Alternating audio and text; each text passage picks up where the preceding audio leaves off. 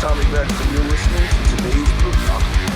This is Mark Metcalf, and you are listening to today's Boondoggle with Bailey on Domain Cleveland Radio. You are listening to today's Boondoggle with Bailey on Domain Cleveland Radio. Yes, Kato Kalin listens to this all the time.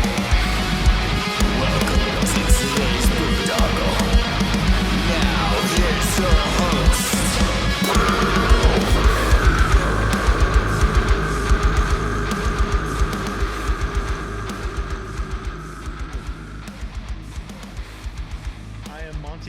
The Sonic Temple Art and Music Festival returns May 14th through 17th with My Chemical Romance, Tool,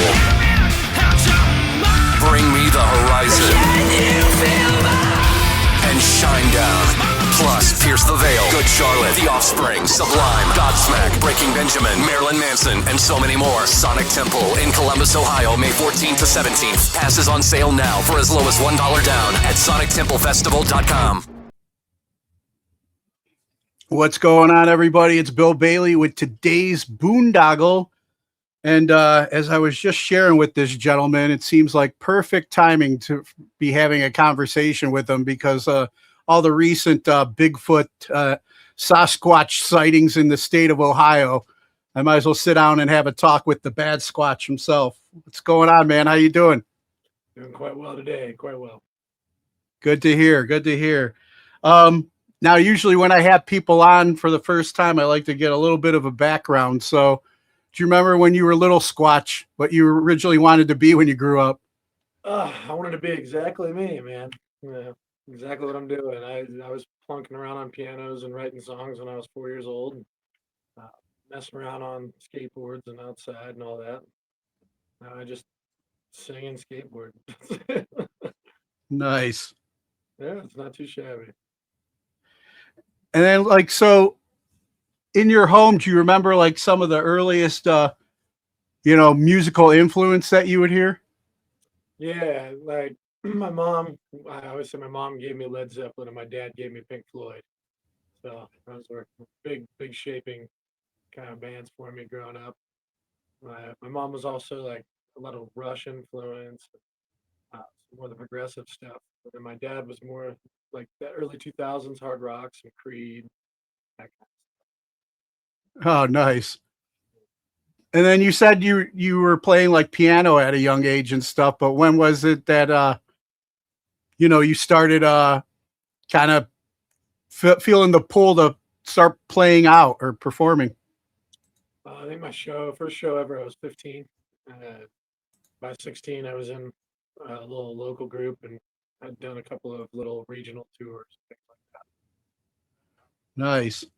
Yeah. And then like what was where you grew up at? What was like the music scene like there?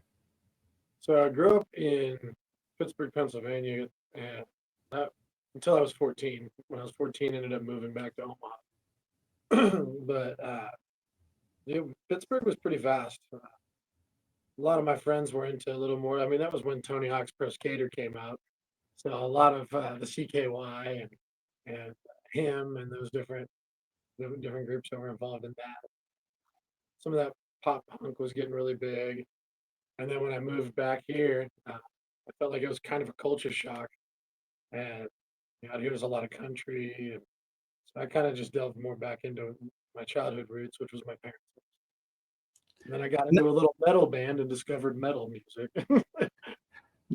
Nice. Now, when you mentioned like the CKY groups and stuff, did you ever like connect with any of those guys like Bam and all them?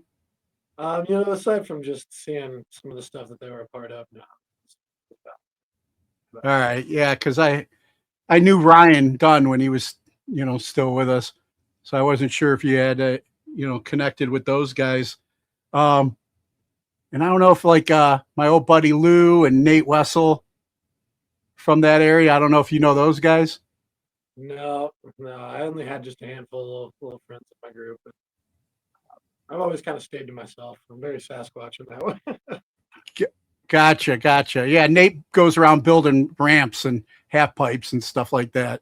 So wasn't sure if you connected with those guys. So then when you moved out, you said what to Omaha. When was it that you like got in your like first touring band? When I was 16, 17, tried out for a little thrash metal group, and they took me out to like Chicago and some other different little spots. Kind of lit the fire that this is exactly what I want to be doing. Ended up taking a little 6 months off for college baseball, and then came back, and our front man had another child, and so it kind of became a little defunct, and then ended up starting my own band. And what was the name of that thrash band? We went by Dissentor. Dissentor. Okay. Yeah, I think I call that name. And then when you went ahead to start your own band, what was that? So the core of it actually turned into what is now the Party After, but at the time we were called A Wasted Effort, and we kind of lived up to that pretty well. Yeah, no, it was definitely, there was a lot of naive things going on, and it was kind of one of those first band vibes. The thrash band had it was handled a little more maturely, and I just was a part of it. So I took notes and more how to write music for that group, and then I had to discover my own way to manage bands. That's its own world. And then like what kind of now I think I was reading you're still kind of like connected with the Party After. Yeah. The Party After is still active. We just put a record out at the end of July last year. Record we've actually made that down in Mexico City, Mexico. It seems to be being received quite well, so that's nice. Was that a Dopamine Machine? That's the one. Yeah. Nice. And then so what was it that kind of directed you to going solo and working on solo project? I've actually been I'm rebranding my solo career. I've been just I play 180 to 200 shows a year under my own name, and Jared William Gottberg is a lot. uh, Kind of putting a moniker to it. And if you've noticed on Dopamine Machine, there's 3 animated characters that represent each of us in the 3 piece. And in this way, the Party After is really where my online work has led, and my in-person work has been me doing a lot of acoustic shows just by myself. So kind of trying to tie in the two bands a little bit together. The character moniker is Badsquatch. That's my character within the Party After, and this has kind of given me a new option uh, for rebranding. I've kind of matured a lot more in my production, as well as found the right team, things like that. So, and I think it shows in Dopamine Machine. This first Badsquatch record is it's going to be a ride, man. It's going to be a ride. Yeah, like what one of the things that why I reached out to Shauna to try and talk with you. I mean, not just about your latest single, "Such a Burden," but like, well, let's talk about that real quick. I want to share a little bit about the message behind that. Yeah. So it's really it was tough to pick the first single. I'm going to premise with that, but um, because this record does a lot of bouncing around and genre and things. There's a lot to be considered there. But this first one, I think a lot of what led me to writing this record was doing shadow work, and I'm kind of peeling back the layers of myself, and finding out what it means to be human is kind of a bit of the mantra. Um, and a big issue with me there's been a lot of self doubt and self image issues, stuff like that. Gone through a lot of different self transformations, just trying to figure out who and why, like what's the point, why what's going on here, all the human things to wonder and get lost in your head and heart about. But uh, music helps me untangle them. So this record, I wanted things to be represented. There's a very dark half of it, a very light half of it. So the shadow work, and then you couple it with things that you really grew up and purely enjoyed. Yeah, it turns into a little bit more of the healing process. Uh, but yeah, this one is definitely starting real dirty and gritty with self-doubt and over medicating, different things that we do to uh, kind of numb ourselves when in fact you have to sit with it and ask yourself why and feel those shitty feelings. But Yeah. Yeah, I mean, and that's exactly why I wanted to have this conversation with you too. I was reading that and listening to the song because and I was just having this conversation kind of with Shauna last night as well, like when I look at, I mean, this is going to be like episode 419 of this podcast, and I wow. still get thanks.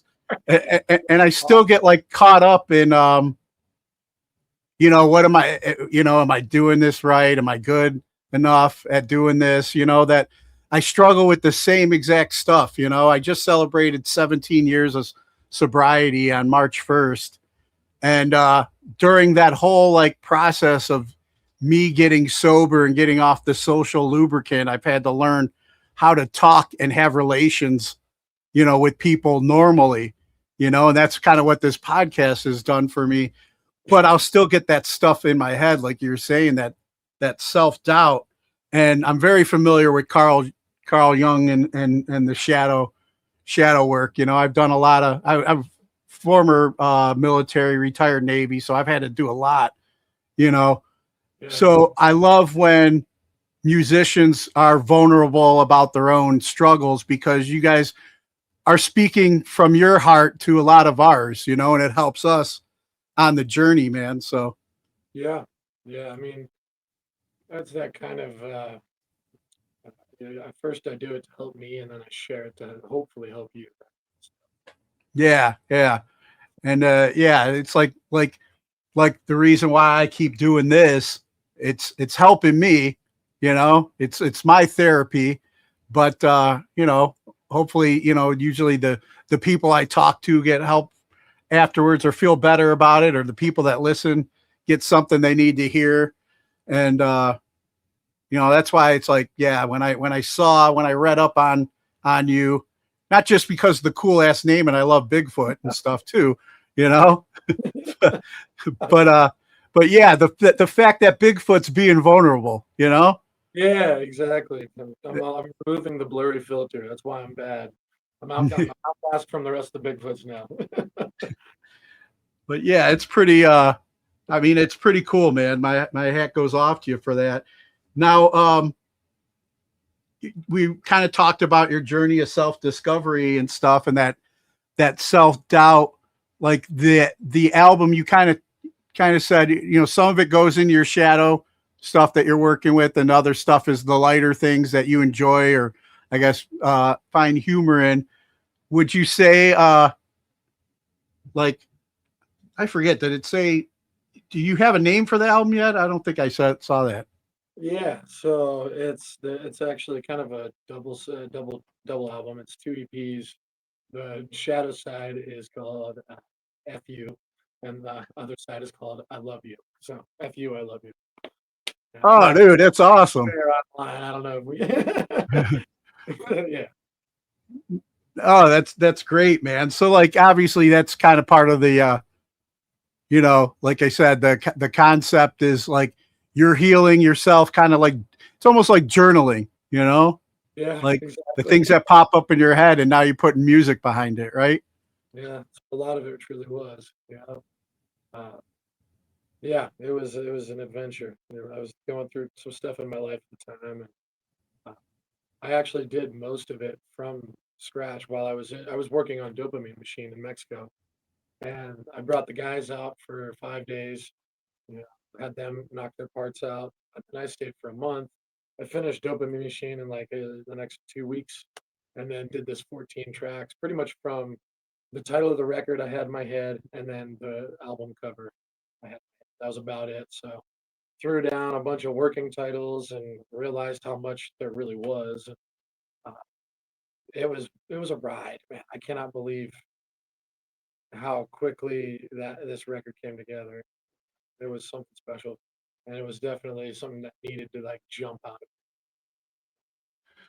Now I and I'll understand if you don't want to touch on that, but I'm thinking, okay, you're down there, you're in Mexico, you're going through this ride, kind of going through this self-discovery journey. Was like ayahuasca or like any psychedelics involved in the writing of this? No, not this time down there. No, honestly, I was pretty much sober the whole time. I was there through the holidays, so I had a couple nights where, I had some drinks with friends and whatnot. And yeah, no, the whole trip was really, I was there to do business. I was down to really make some great records. I knew I was gonna have time to do another solo record, and I had a different idea completely. And then it just was like, oh no, this is what I need to do. Uh, but yeah, generally, when I'm in work mode, I don't really party. But as far as like doing anything ritualistic for self-discovery, it was not the trip for that. Gotcha. Yeah, because I just I know on my personal journey, I look at some of the things that I've had to, work with to kind of get where I'm at today, and the things that I have to do on a daily basis to try and, figure out which side I'm going to feed in between my ears, Which wolf? Which wolf? Yeah. Yeah. Yeah. I totally understand that. That's like a big reason why I picked up skateboarding again, and just 4 months ago. And it's just been such a godsend. It helps me, take my chances in a healthy way, um, instead of some of the poor decisions I made. Yeah. And at the same time, I guess with, like you said, you were down there for business and pretty much stayed sober through the concept. And originally wasn't what you were going down there to do, but I don't know where you're at, like, how you feel about like spirituality and stuff, but you think that there was like something else at play that kind of like guided you to sit in your feelings and process this and write this? Yeah, 100%. Spirituality is definitely the way. I grew up in the church. My grandfather was actually a reverend, and I was baptized. Grandma played organ for his church. They were just the cutest little couple you ever seen. Uh, but I had my own journey with spirituality. I wouldn't necessarily say I'm a Christian, but there's definitely, I tried my best to listen to my intuition and what my gut feelings really are, because my brain is, that brain. Yeah. Yeah. Not all those thoughts are mine. I'm starting to learn that. Like, oh, well, that's not the voice I want to hear in my head. A lot of other people in there that from your childhood, things like that. Yeah, just listening to my gut, and when synchronicities in the world start to pop up too. I had met earlier that year in early 2021. I met my co-producer David out there, and in the first 10 minutes working together on another record out there, uh, yeah, it was obvious that we were twin flames in this music crazy process, and just really complement each other well. And since then, we've done, I work with some clients as well, and we've done somewhere around 60 songs, I think now, just over the last handful of years. And I found out that he was moving to Berlin, Germany, and I was like, well, I have this record I wanted to come do with you. Let me hurry this up. And I figured out all the details lined right up for everybody and everything. And on my last day there, we wrapped up the record. I went back to the States, and he moved to Berlin the next day. Just synchronicities like that. Yeah. Kind of the reflection of, okay, what your gut's telling you to do, this is confirming it. At least that's what I took it as at the time. And went down, and man, yeah, I think I made two of the best records I've ever made. Worked out. Nice. Yeah. I can relate to that too. It's just like, I was raised Catholic. And that,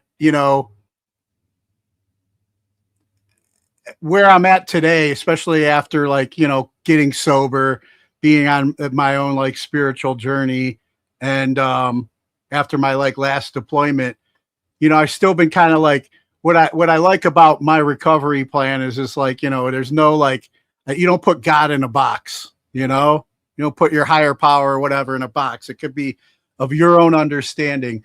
And like you said, man, it's like, I get these thoughts in my head. Just earlier today, man, I was doing like CBT training with my one VA therapist. And what was funny is like, I'm at the point now where it's just like, while I'm talking to her about certain problems and situations I have to deal with and things that are coming up in my head, then I'm automatically kind of doing the CBT work and redirecting like, well, I know that's bullshit, but and as long as I don't keep pouring water on that plant, and feeding it, but they come, and sometimes it's like, you don't, I wish I could stop the bus from driving by and dropping off those things, but at least now I don't have to pick them up or whatever anymore, That's a very good way to look at it. Very good way to look at it. Yeah.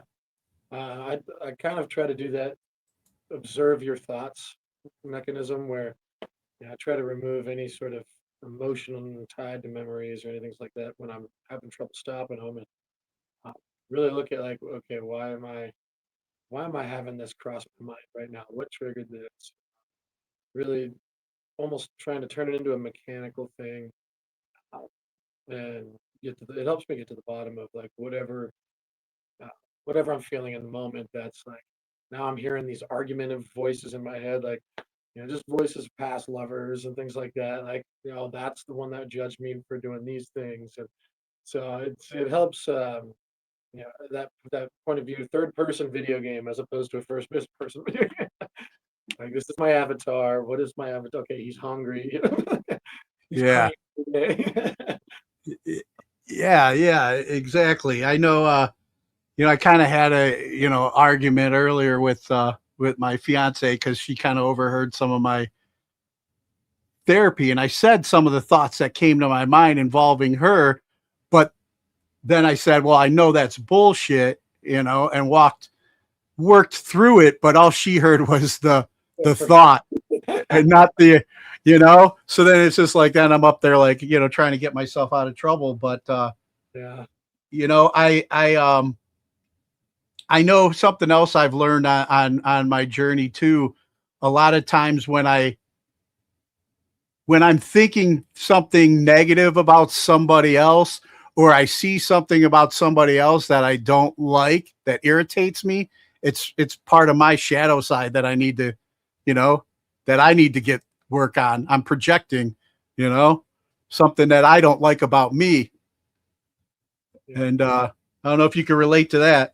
Oh yeah, like when you start kind of thinking that everything's a mirror, and what you're noticing out there is whatever's kind of going on within, and when you start to wake up to that, I think is when you can really start seeing the places that you haven't visited long enough within yourself, and just going. Nothing happens without coincidence. Just going through meeting people and uh, the small interactions you have throughout the day, even at the bank or the post office, whatever you're doing. Yeah, everything's a reflection, of what's going on, as above, so below. And when you walk out of the house and you're contented and you feel good about yourself, generally everyone around you reflects that. And it's takes discipline and practice to be able to walk out of the house that way. And some days you just can't, but Yeah, exactly. recognizing that those days, are happening like in the middle of it, that point of view of the observer. Oh, I'm cranky today. Why am I cranky? You can do that side of it. And if you can't quite figure it out, then I just stay the hell away from people. I go back to the bat cave and sit down and plunk away. I'm like, okay, angry song today. Whatever. Yeah. Today's not the day for me to people, Exactly. Nap and have a snack. Yeah, no, I feel you there, man. No, I love that, you've used this, self-reflection and stuff to, put it, to music for, I mean, almost like somebody could use it as their own like self-discovery session. I'm throwing on the headphones and listening to the album when it comes out, either the FU side or the, I love you. Yeah, there's a lot of it is hopefully there's something on there that everyone can relate to at least a little bit. And yeah, the next single is going to be a complete different experience than this last one too, uh, which I'm very excited. I'm scrambling to get some music videos together, so we'll see if I have the vision in my brain is a little grand. So we'll see what I can get done. But Is this going to be from the I love you side, the next one? yeah, the next one will be from the I love you side. I'm gonna bounce back and forth for a little bit before I unleash the beasts. Nice. And then, I mean, I have to go back because I forgot to ask this, and I'm curious, like what kind of led to your nickname Badsquatch? So I'm 6'5", about 230, and I was an athlete and did all those things growing up. I had a beard by the time I was like 13 years old. So Bigfoot moniker, Sasquatch. I've even had Shrek, Ogre, all that stuff. But yeah, the Sasquatch thing just started. I want to say I had a shout out to my merch guy, Obscure Diamond, but he years ago started doing these like Sasquatch themed shirts for me, and it just started selling like hotcakes.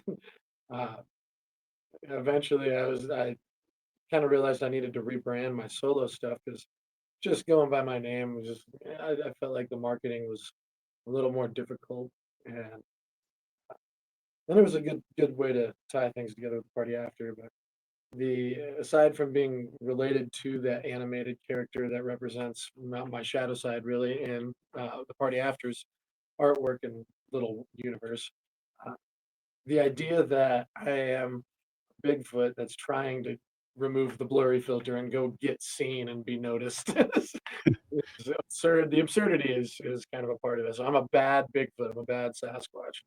I'm out here trying to be seen, and I show up, and you know, people are like, "Oh, here it is. We found him."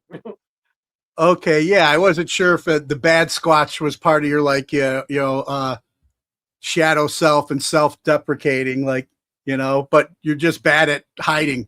Well, it's a mixture of all of it. Yeah. I my brain just does that layers thing, and when I started seeing all the layers line up for it, I was like, you know what? I think this is the I do write a lot about my shadow side, and uh, a lot of the party afters material is the dark side of partying, and the dark side of chasing fame. So I feel like yeah, if I write out all the shitty stuff, then I have a pretty cool day to day life. Yeah, release that stuff, Exactly, catharsis. Yeah. Now, like with this this journey, like how when because the album's pretty much done, right? Yeah, it's ready to go. Yep. And you got a date yet for when the full thing's coming out? We're still just kind of releasing the first few singles, so I think we're looking at May 1st is going to be the next single, and then after that we'll kind of announce it single by single, just as it goes. Gotcha. But as for you, as the writer and the person that created this and lived through this experience, how did finalizing, this process? How was that for you?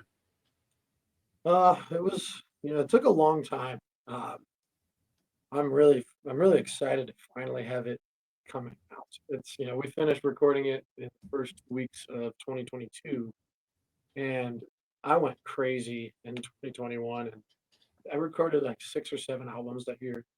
Uh, and so as the rest of the ones were coming out, I just had this sitting there, and I'm like, I'm so excited for it. uh, so I finally got the masters back, I don't know, 2 months ago. And sitting there listening to it all the way through, it was like it felt very full circle. And Usually once I get the songs out, then I can stop kind of looking at it, sitting in my top drawer kind of thing. So I'm excited to just have the final push and then move on to the next project because I've got several coming. So, Gotcha. But I mean, since this one was like such a more like personal and internal thing, yeah. like what kind of like how did that feel to be done Um, with that? it was really heavy for sure. There was a lot of really emotional moments. When I got the first mixes back, it was just a few months after recording it, and I just remember like kind of sitting there and hearing it all back in one go, the way I intended it to be. Uh, Took me down some of like the memories that brought the song to life, and some of the different situations that I found myself in that inspired certain songs, or maybe things that were inspired by other people. And even in that short time, you leave the country for a month and come back. Sometimes relationships are different, and it was interesting. Like looking at some of the songs, like these no longer apply to my life as they did even 3 months ago when I wrote them. Yeah. And then others, it was just very heavy, like just kind of revisiting what I went through, and uh, and then a lot of celebratory emotions as well, for sure. Especially Yeah.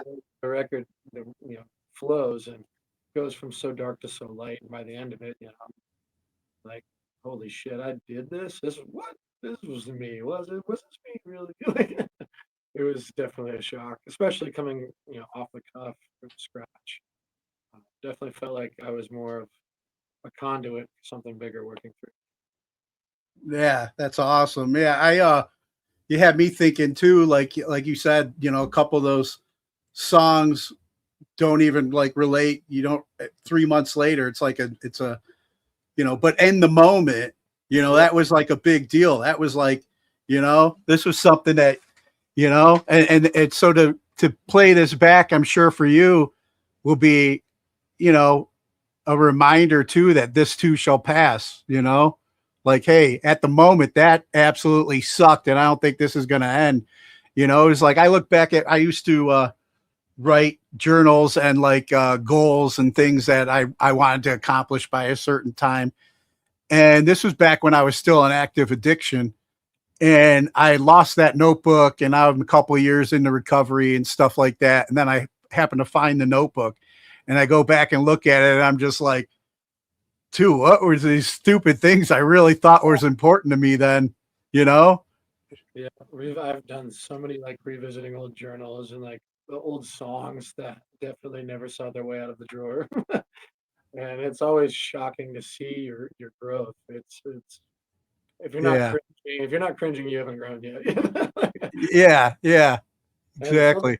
that surprised me recently is, they say we repeat cycles in our life until we've learned our lessons, and sometimes you don't even know you're in it until you recognize it down the road. And um, I've had songs where, like I said, that you put it out, and just a couple months later, it doesn't even resonate with you anymore, and then all of a sudden, you're in a different phase of your life, and it starts to resonate with you again, and you're like, oh shit, what did I do wrong? Where did I go? Yeah. Yeah. Am I really dating one like that again or something? Oh god, yeah, Did I learn my lesson? 100%, 100%. Yeah. Yeah. No, man, I feel it. But yeah, this is, I mean, good. This is good stuff, man, to see our growth. I'm one of those guys that get caught up in like the shame and guilt and the shackles of the past sometimes. And I'll stick myself prisoner to that, and now through growth, I'm like, I realize I'm not that person anymore. So then I'll future cast and say, well, if I was here like this guy, or if I was in this position, but it's just like, stay in the moment and be grateful you're not there anymore. You Yeah, know, I, that's I'm, kind I'm, of the I'm opposite. grateful I'm not where I was, but hey, there's still places I want to be, but I'm going to enjoy this moment right here. And, you know, 100%. Yeah, that's, and I think a big part of like we were talking about those thoughts that aren't necessarily ours, uh, the projections of what we could be or what we could have done. and we get stuck in those, and you create your fears and anxieties. And at the end of the day, if you're living in the moment, you're living right here, and Yeah. staying present, like in your emotions and your feelings. And I think as men specifically, we struggle to be present with our emotions because immediately we try to rationalize and fix. So we go right up here and we're like, oh shit, how do we fix the situation so I don't have to feel this thing? Yeah. It's something that I know drives the women nuts because they're very good at living there. Exactly. I was Oh, just gonna say that. I don't know how many times I get myself in trouble when they come to me with something like, and I have two daughters too, like tell me, God or whatever wasn't trying to, you know, straighten yeah, me out, we and they're catch coming to me with this thing all and the it time. sounds like, and I'm like, but if you just do this or we can do this, and they just don't want answers. They just want me to hear them, you Yeah, know? And I'm I'm finally learning to shut the fuck up and listen. oh man, I only dated just a little bit in my 20s, and right before I turned 30, I met a girl that made me realize, oh, I'm ready for maybe a family. And holy cow, I didn't realize how naive I was in relationships. Just still learning lessons, man. And I'm like, okay, this would have been easier had I learned it when I was 18. Dude, Oh, I'm turning 53 on Monday and I still am trying to figure this shit out, man. oh man, there's so much hope in that. Yeah. Oh, no, if we ever do get it all the way figured out, then we're probably done living. So, Yeah, exactly. Lesson learned, time to move on to the next level or whatever, you yeah, know? exactly, exactly. Hopefully, we stay frustrated for a while longer. Yeah, exactly. Exactly. Man, well, hey, this has been a good good therapy session with the Badsquatch. That's what it's Sharing about. sharing sharing feelings with the Badsquatch. Yep. Good. Live up This in my little cave and watch humans and try to become one, and then relate my experiences back. So here's my Sasquatch journal for you guys. yeah. You're like the if Pinocchio was a Bigfoot, you want to become a real boy, you know? Trying. My nose don't grow. That's try not to lie. I'm not gonna find out. Well, before I get ready to wrap up with you, I want to ask you some of the questions I normally ask my guests that I have on here. You know, we we talked about some of the um, early influences that you had in music. Like who would you say are your top three artists that you're listening to today? Mm. I mean, that new Deftones record that they put out last year is I cannot take it out right now. It's super good. But Deftones is one. Uh, Steven Wilson is one that's always in my playlist. Um, I've been throwing since I've been skateboarding again. I've been Thrice was one that listened to back in the day. And, uh, yeah, I- I think that's the three right now. Yeah, nice. And then uh talking about like, our journeys and things that we wish we would have knew uh before heading on this path, but everything happens for a reason. But what class do you feel should be mandatory before graduating high school today? Oh man, finances. I think that's Yep, something that should be mandatory for everybody. Like that kind of sacred knowledge, it should be taught. exactly. That's the number one answer I get. That and taxes, you know? Yeah, yeah. I'd say that probably should be included. Yeah, Yeah. That's it's almost like it's by design, you know? We're taught how yeah. to spend and build debt, Oh but yeah, yeah. Real good at that. not how to build wealth. Yep. And then who are three people who've inspired you and you can credit for making you the person you are today? My father for sure. My father definitely. Yeah, my mom. But yeah, I'm a parent's kid. Yeah, I love my parents. They're great. um, you know, probably my grandfather as well. My dad's dad. Yeah, that's. I was a little loner, man. I didn't have a ton of friends, so I just hung out with my family. My brothers as well. Nice. If they weren't for the fam. Yeah, my grandmother. I know it's a lot more than three, but I'll just say my family. That's good.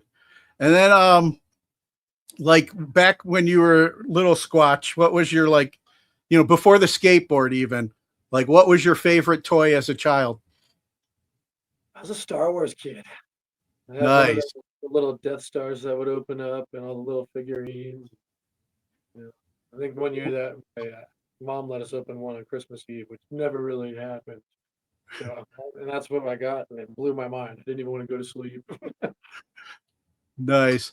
Were you weirdly kind of like pulled to the Chewbacca figure as well?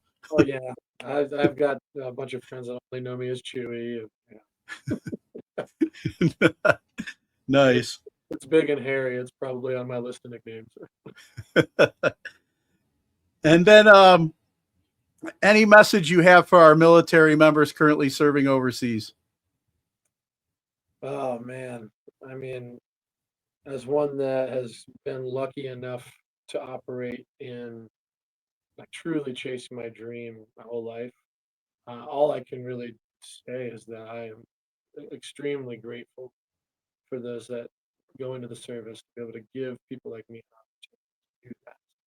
It's something that I'm very fortunate to have other people willing to step up in a place that being a large man, I kind of feel a little guilt sometimes about that. And hopefully I'm doing everyone justice by writing on mental health and things like that hopefully can relate to things that even I. Yeah, I think you are, man. Like you touching on the mental health thing. I know for my own journey with, PTSD and mental health. That's why I love having conversations like these. This to get rid of the stigma and let's, dudes can talk and have feelings. Especially Badsquatches. So. I don't really know the human rules. I'm figuring them out. But no, man. And plus you're too big. You'd be too big of a target. So, it's all good. You too. Yeah, man. Have you seen the cougars out there? Like, sheesh. Hide in the green room. And then, like for any fans out there that are listening to this or hearing this and, are just hearing about you for the first time or even the party after and want to check you guys out and support you, where would you send them? I mean, we got stuff on all your favorite streaming services, but if you want to get more intimate, badsquatchrocks.com. We even have a little tab for the party after on there and everything. But got merch, music, schedule, all. Awesome. Well, hey, man, I appreciate this. Our hour's almost up, Yeah. for our therapy session. So don't charge me too much. no, man, all good. I just want to hear the rest of the album when it's ready to come out. I'm very excited to share it, man. I'm very excited. Awesome, man. Hey, well, it was great talking with you, man. I appreciate the conversation. Likewise. Absolutely. Likewise. All right. You take care and be safe.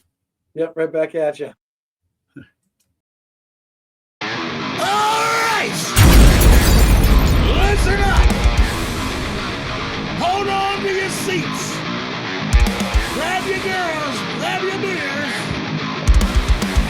Hey everybody, this is Charlie from Thrash, and you are listening to today's Boondoggle. This is Mark Metcalf, and you are listening to today's Boondoggle with Bailey on Domain Cleveland Radio. You are listening to today's Boondoggle with Bailey on Domain Cleveland Radio. Yes, Kato Kalin listens to this all the time. Welcome to today's Boondoggle. Now, here's your host.